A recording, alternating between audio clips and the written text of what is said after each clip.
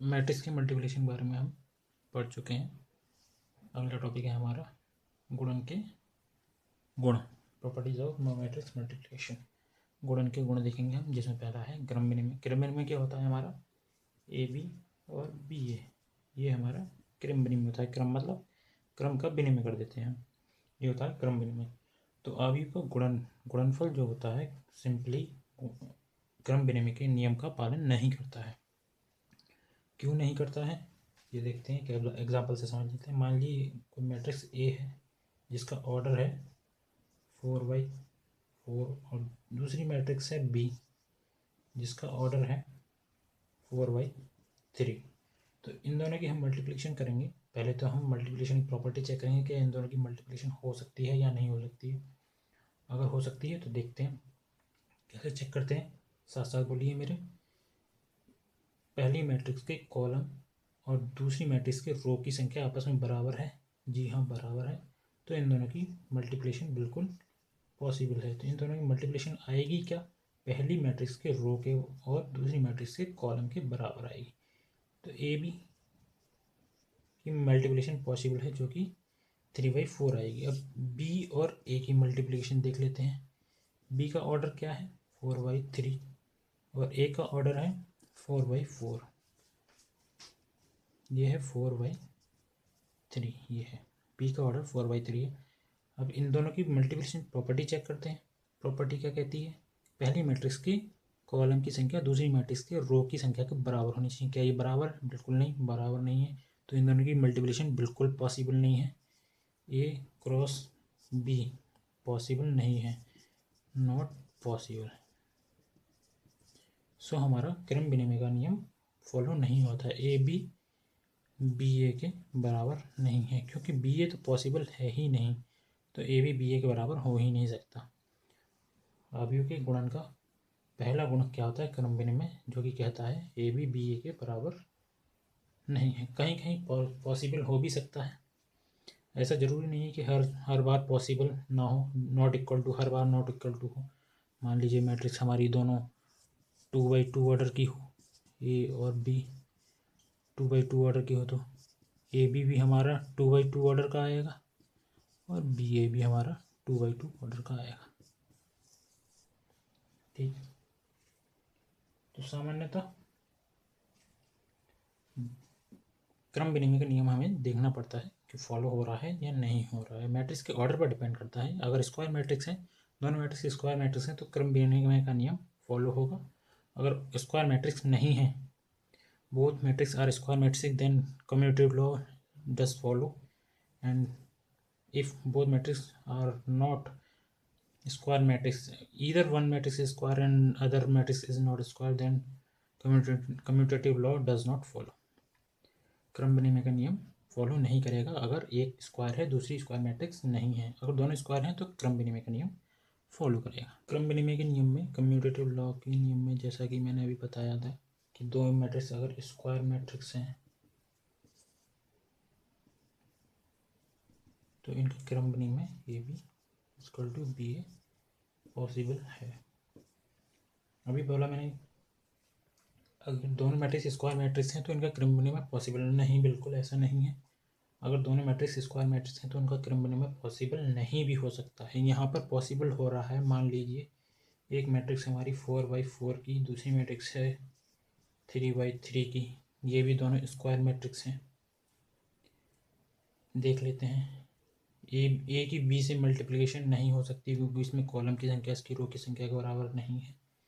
Similarly B ए का order change कर देते हैं, यहाँ पर भी बी के कॉलम संख्या ए की रो की संख्या के बराबर नहीं है, तो इन दोनों की मल्टीप्लिकेशन पॉसिबल नहीं है।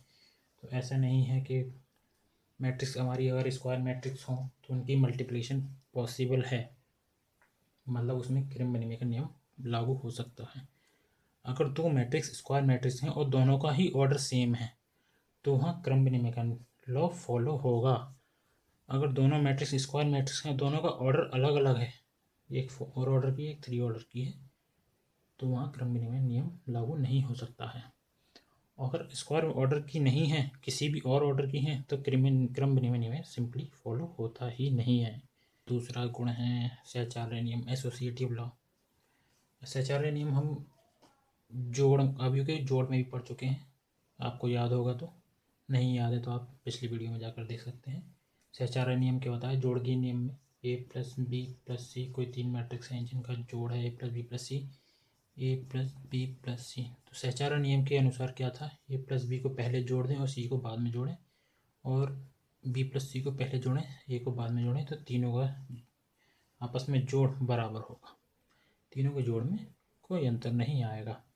अगर यही सहचार्य नियम अगर हम गुणा में अप्लाई करते हैं, ए बी सी कोई तीन मैट्रिक्स हैं, ए बी सी, तीनों की मल्टीप्लाई करें, लेकिन एक साथ ना करके ऑर्डर चेंज करके पहले ए बी की मल्टीप्लाई करें, बाद में सी की मल्टीप्लाई करें, और राइट हैंड साइड में पहले बी सी की मल्टीप्लाई करें, बाद में ए की मल्टीप्लाई करें, तो तीनों का मल्टीप्लिकेशन आपस में दोनों कंडीशन में बराबर आएगा, इसमें कोई भी चेंजेस नहीं होगा, दोनों की मल्टीप्लिकेशन बराबर ही आएगा। ये हमारा सहचार्य का नियम है। Associative law says that if we multiply AB first then multiply with C, and on the other side if we multiply BC first then we multiply A, then the end result of both multiplication will be equal।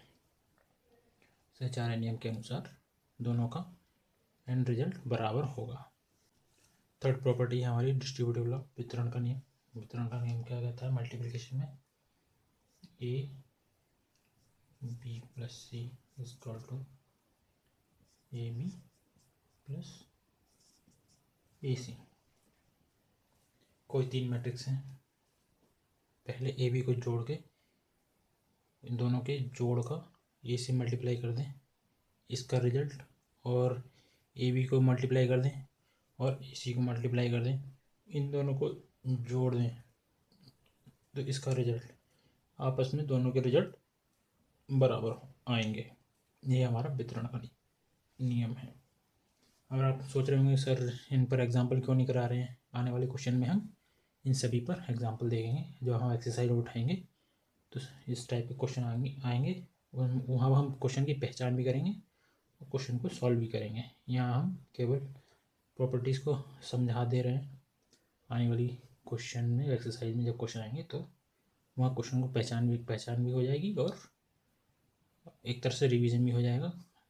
आपको पता भी चल जाएगा आपको कितने properties याद हो पा रही हैं या नहीं हो पा रही।